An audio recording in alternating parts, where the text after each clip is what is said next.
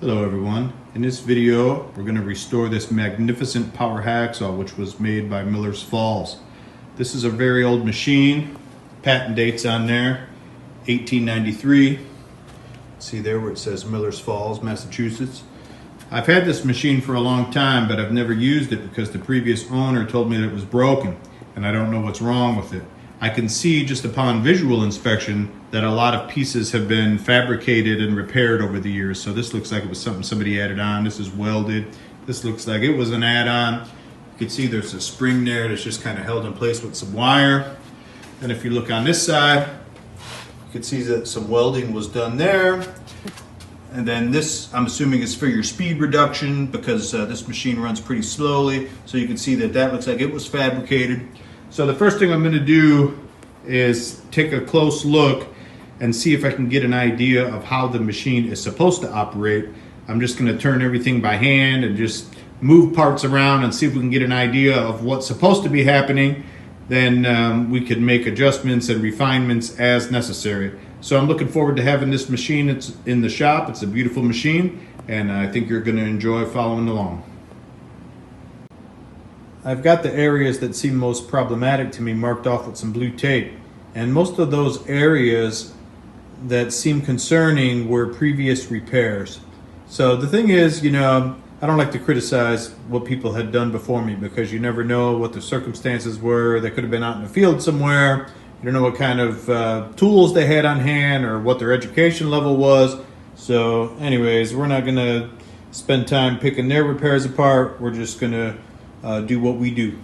So first thing I noticed is over here you can see where that dog has been repaired and some little pieces were welded on there. That dog is not driving the way it should. It doesn't seem to engage and disengage correctly, so that's probably the most critical problem and the problem we're going to address first, because without that working, the rest of it is kind of irrelevant. Then this little linkage right here seems like it's a little bit short. If you look at that sliding plate, that's the plate that's supposed to trigger the machine to go into neutral when the cut is finished. And if you notice, that plate does not advance all the way to the front. So we're going to try to make that linkage a little bit longer. This homemade spring, I mean, it does function, it just doesn't look good. So we'll try to clean that up a little bit. Most of these screws and bolts have been replaced. This area over here is also problematic in that the width on this area here is not the same as this area here. This is a little bit wider here when they repaired that. So consequently, the blade is not traveling parallel to the vise. So we're going to redo this and try to make sure that that's nice and square when we fix it. And then down here on your speed reduction, that was all welded together as one piece. The large pulley is welded. It's all welded together. There's really no way to take it apart, to change the bearings or anything like that, for example. So I'm just going to cut that off of there and we'll make our own. I'll have to cut that pulley off of there to reuse it, and we'll have to drill it out. So anyways, the first area we're going to start with is going to be the drive dog area. So let me get that big pulley off of there and we'll get started.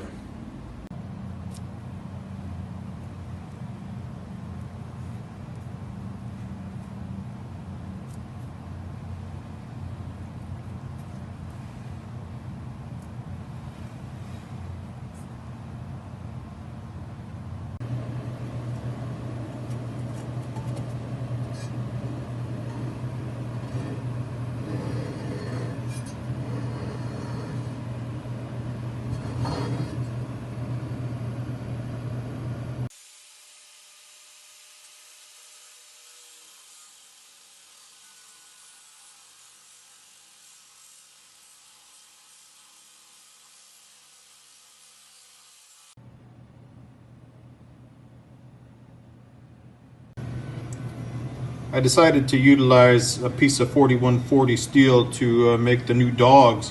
This piece is a little long. I'll trim it once I get it fine-tuned. Anyways, I'm going to hold it in place with a couple grade 8 socket head cap screws. And the nice thing about this configuration is that if this starts to wear out over here, which it's probably prone to do with that dog configuration, I could just unbolt that and bolt a new piece on there.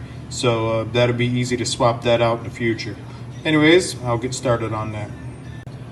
Alright, so I got a little JB weld on the yoke here. That's just for cosmetics. There's a little chunk missing out of there. And over here what I did was I drilled and tapped a couple holes in the yoke. And you see those set screws are in there.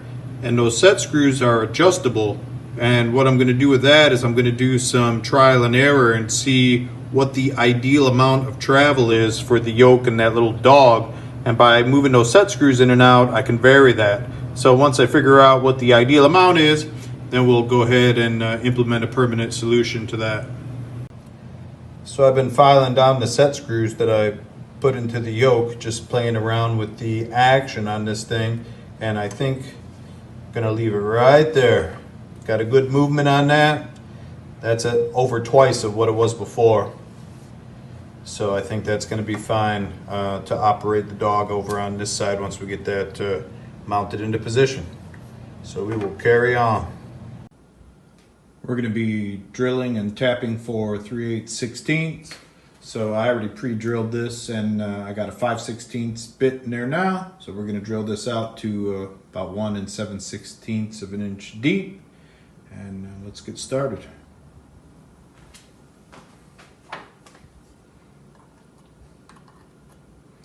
You don't really need cutting oil on cast iron, but I just on the habit of using it. I just put it on there.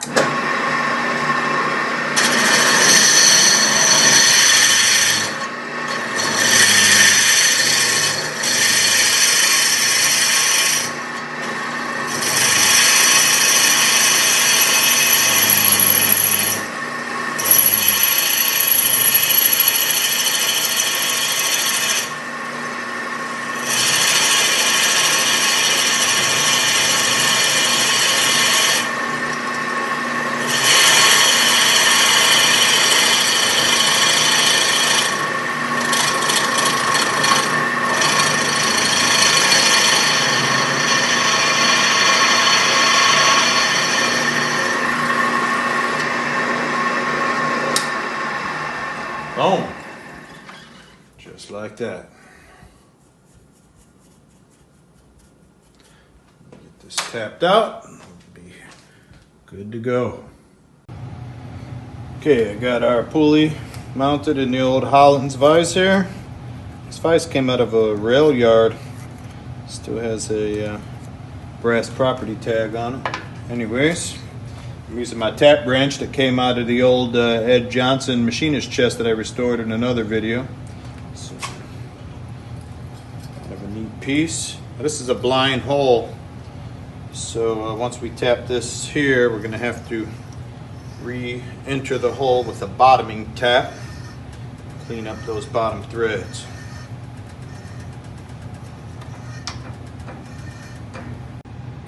Okay, we got our bottom tap in here. Just clean up those bottom threads. Call that good. Now that we got our testing done, I went ahead and actually cut the dog into the piece of square stock. I'm going to take it over to the die filer and just knock off the sharp edges on that. That part should be good to go.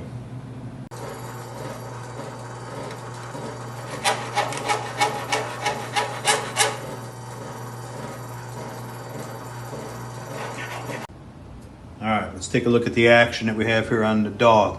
When I engage the clutch, you see that shifts over and engages that. That's perfect right there. The angles with this bolt head in here, everything is perfect. All I'm going to do is I'm going to massage off maybe a 32nd of an inch off the top of that bolt just to give that a little bit more clearance when it's in neutral. But that's perfect right there. Beautiful.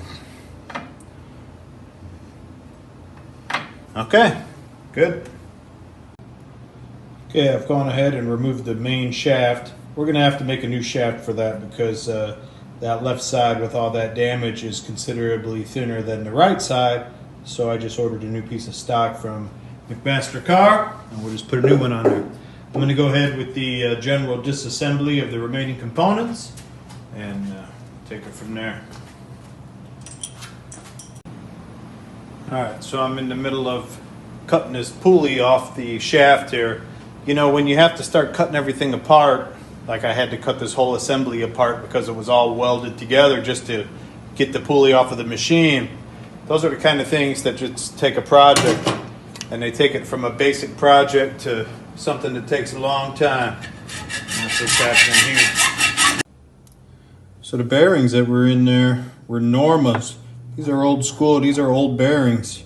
So whatever that work was done, it was done a long time ago. Now those bearings were completely frozen up. You look at that, those bearings don't turn at all. So what happened was they just wore out the shaft. The bearings just stayed locked in place, and as the thing rotated, it eventually just wore down the shaft. You can see how sloppy that is. That's supposed to be a press fit on there, but those days are long gone.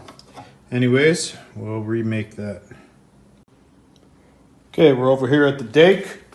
Hopefully we can get this shaft pressed out now.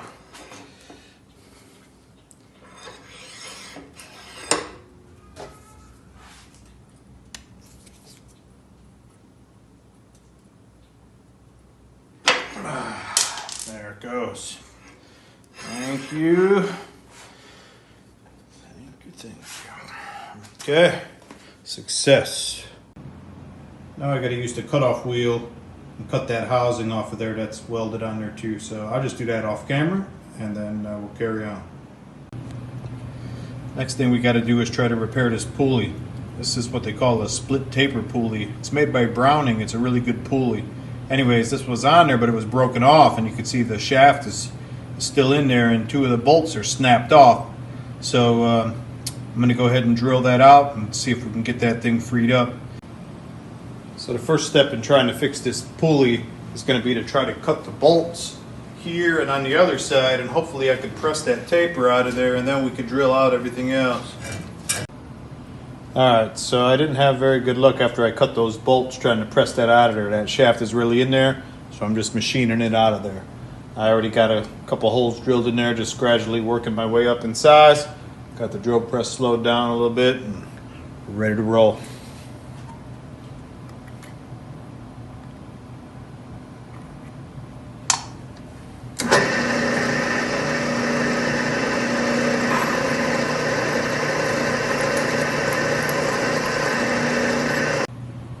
Okay, that worked like a charm to get that shaft out of there. Now I just got to do those two small bolts and we'll be able to reuse this pulley.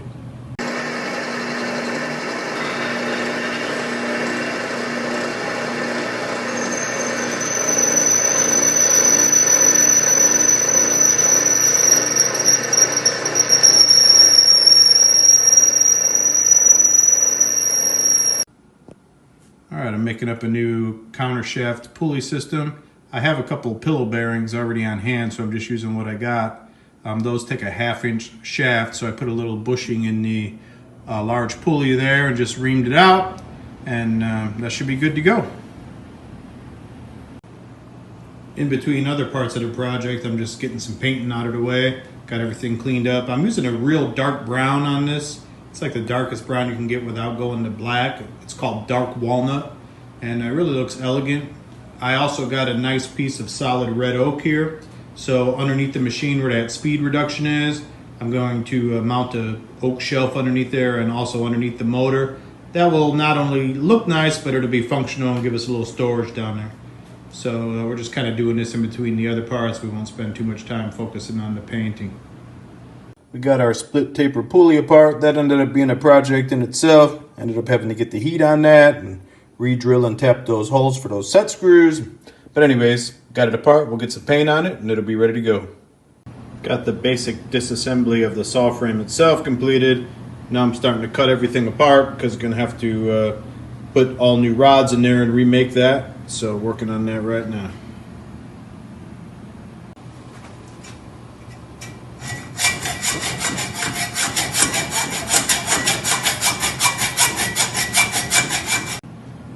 Okay, a little cutting with the angle grinder, a couple curse words. We got that off of there. So now I'll just clean up that area a little bit and we'll be able to fabricate our new speed reduction unit. Okay, so I laid out some dimples just using a transfer punch and center punch there. I'm trying for the first time these Vortex drill bits as a brand new set. So we'll see how these things work or if they're just all hype. Alright, we got our Vortex bit in here. Let's give it a whirl.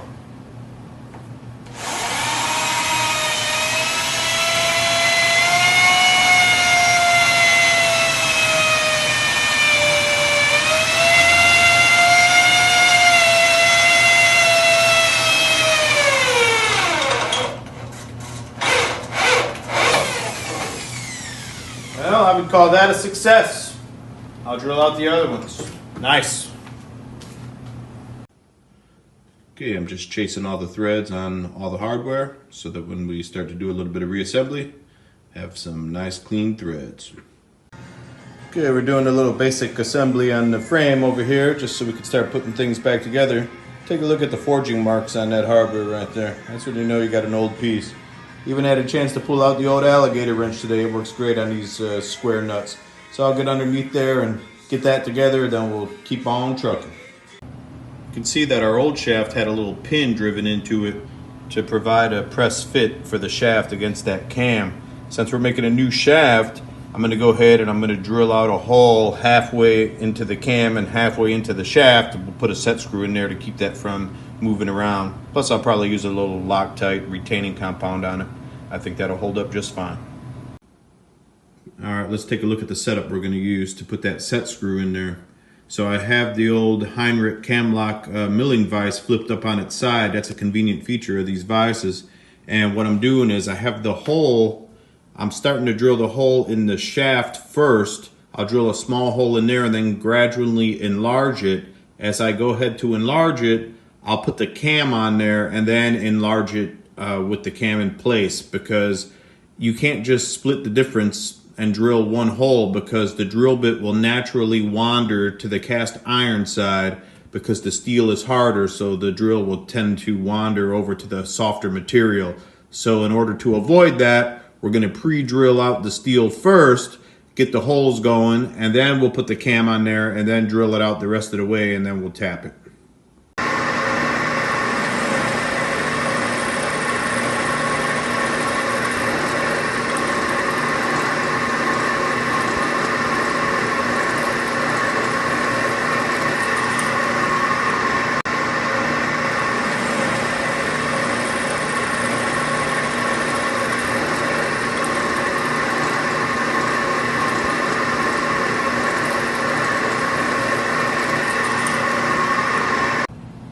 Alright, we got our 5/16 drill bit in there, which is the size we need. I got a couple extra clamps holding that vise down. Let's give it a whirl.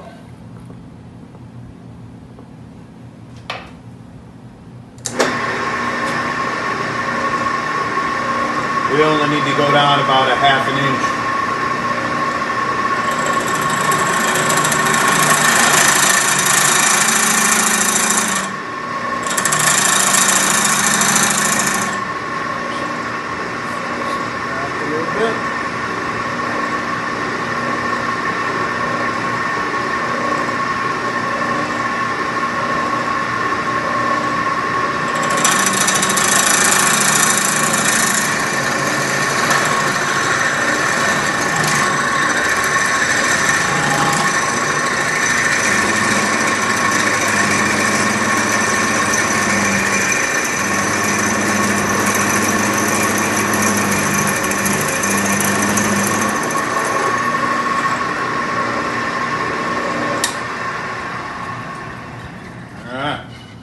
How we did. Oh, perfect, perfect.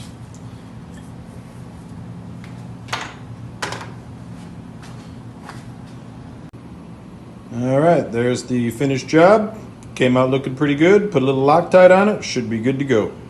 I'm starting to do a mock-up of the arm itself, and in the meantime, I'm also going through and fine-tuning this hardware. There's a complete hodgepodge of hardware on this thing. For example, this bolt here is a fine thread. This is a coarse thread. You can see how long that bolt is right there, and it's already tightened down. So I'm going through, cutting the bolts to the appropriate lengths, chasing the threads. I'm just kind of reusing what's on there. I mean, if it works, we'll just stick with it. It's been on there for who knows how long, but I am cutting the bolts to the right size. So gonna get this together, and then we'll do a dry fit of that arm on there and see if we could look at why the arm is not running parallel to the vise. So right now what I'm doing is I'm trimming down the bushings that go inside the connecting arm here. That bushing was too long. There's some spacing washers that allow you to adjust the side-to-side play of that arm, but the problem is because the bushing was so long, you weren't able to use the spacing washers in the way which they were intended. So we're going to get these bushings properly fit in here, and hopefully we'll be able to get that thing in alignment using the spacing washers. Okay, we got a good majority of the saw kind of dry fit together. Still got a couple things to do. Number one, this bracket here has to be replaced. And right now what I'm working on is this linkage. So when the saw reaches the end of its travel, which I have it set there right now, this plate moves forward. And as the plate moves forward, this linkage pulls on the clutch, on the yoke, and it's supposed to kick the saw into neutral so that it stops reciprocating at that point. The problem is that whoever made this is a 1/4 of an inch too short. And that 1/4 of an inch is a lot as far as the action is concerned. So by being too short, this does not fully go into neutral. So we're going to go ahead and we're going to make a new linkage for that right away. And hopefully that'll resolve that problem. Okay, we're making our new one a 1/2 inch longer than the other one. That'll give us our 1/4 inch that we need to space the holes and a little extra meat on the ends.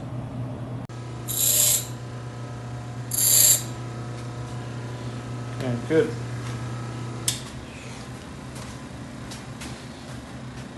Okay, we got our lines laid out, 7 7/8 between centers. Just gonna use a transfer punch here.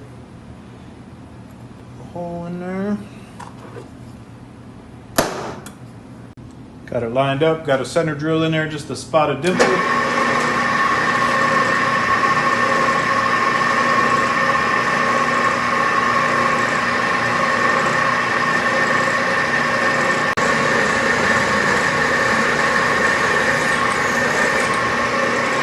Good. All right, we'll just clean up the burrs on the belt sander and we'll call it good.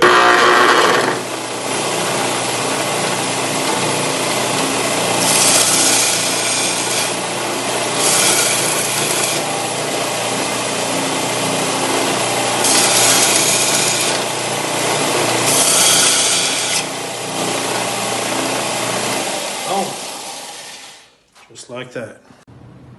We got our new linkage attached there. Now we're going to give it a test run.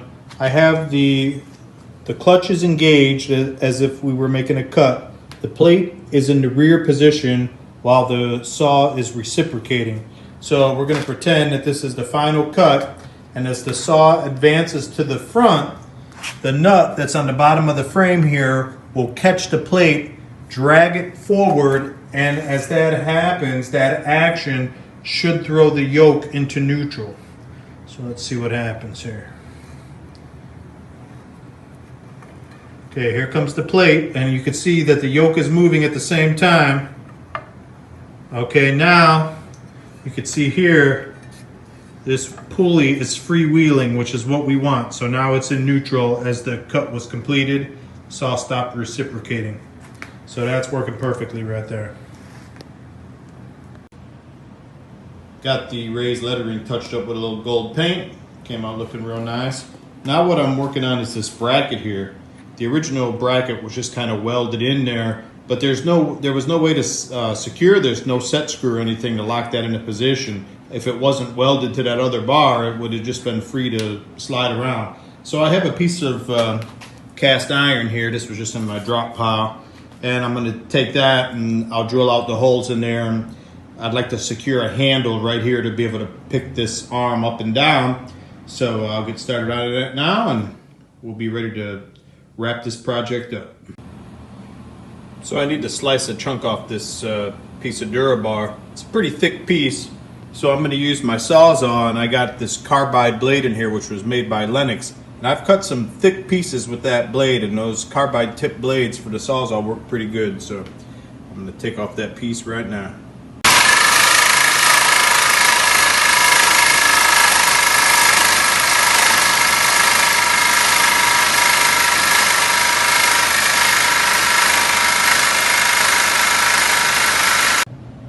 Okay, here you can see the cut that was made by that carbide blade in the Sawzall. You know, for a Sawzall, that's a pretty respectable cut. So I'll just clean that up with the flap disc and we'll be good to go.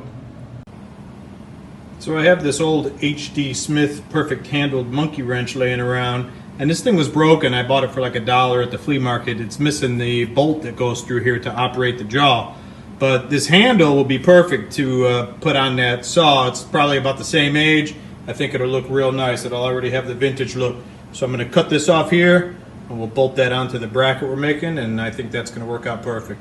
So here's our bracket we fabricated along with our recycled H.D. Smith perfect handle on there. That thing came out rock solid, so that's really nice there. Last thing I got to do is get our speed reduction worked out here and get our motor mounted, and we should be good to go. So far so good.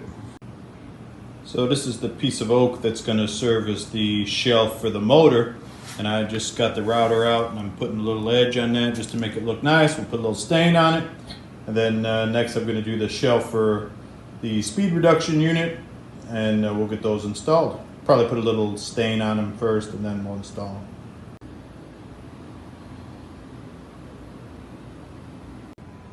Okay, we whipped up a couple quick shelves. Got those installed, and now we'll be ready to install the motor and the speed reduction. If you watch my channel regularly, you know that I do not have any shortage of electric motors to choose from when it comes time to power something. Anyways, the manufacturer recommends a 1/4 horsepower motor, so I think I'm going to go with this Century motor because I've already restored this motor internally. You can see the red windings there where I revarnished them. And I have this beautiful antique switch here. It's like a ceramic style switch, which I'm going to utilize those holes. Those were already in the leg there, so I'll use those to mount the switch. And the Century motor is, you know, it's period correct, and it looks nice. It looks like it goes with the saw. It is an open frame motor, but the motor mount is situated on the opposite end of the cutting action, so there's really no concern about metal filings falling down into the motor. And I think that's going to look real nice, the combination of that open frame motor with this old saw. So I'll go ahead and get started on that. So here's what we ended up with. Aesthetically speaking, it came out looking real nice. After I got the motor mounted, I was doing a bunch of test cuts on it. And this version of the saw does not have any kind of a cam to lift up the blade and then lower it back down, where some of the later ones did have that feature on there.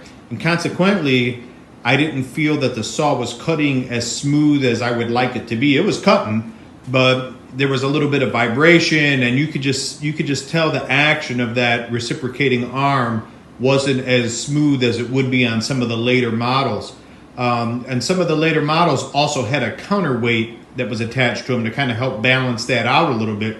So I decided to go ahead and add one on this, even though there wasn't one on there. I just kind of made up my own. So I just used a piece of tube stock, and what I like about it is this has holes in there, and I used the sledgehammer head and I put a pin in there, and then I could just move it up and down the arm as necessary depending on what I'm cutting.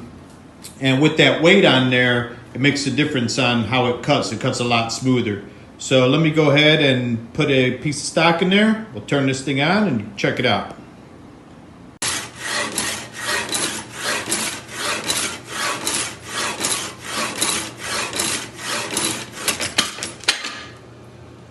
So as you saw, when the cut was finished, the plate slid forward and disengaged the drive, so the arm stops reciprocating when the cut is complete.